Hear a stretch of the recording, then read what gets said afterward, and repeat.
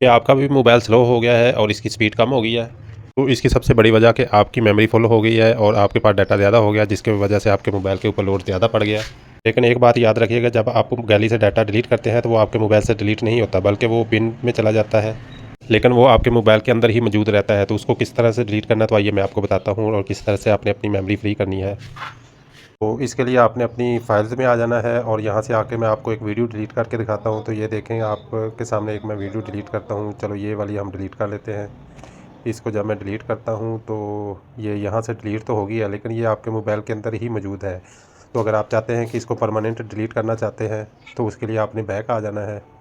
Back आने के बाद आपने लेफ़्ट साइड पर थ्री लाइन पे चले जाना और ये थर्ड नंबर पे देखें बिन। अब बिन ने देखे कितनी जगह रोकी हुई है, इसके अंदर कितना डाटा मौजूद है। तो यहाँ से मैं सेलेक्ट ऑल करके तो यहाँ से डिलीट करता हूँ। अब यहाँ से ये देखें 202 फाइल जो कि मैंने गैलरी से डिलीट की थी, लेकिन यहाँ पर पड़ी हुई हैं। 202 फाइल हैं, इनको मैं डिलीट करता हूँ। तो यहाँ से अब ये परमानेंट डिलीट हुई है। अगर यहाँ से ना करता तो ये मोबाइल के अंदर ही रह जाना था, जिसकी वजह से मोबाइल के ऊपर लोड ज़्यादा पड़ जाता है और आपका मोबाइल स्लो हो जाता है। तो ये आपने ज़रूर कर लेनी है सेटिंग।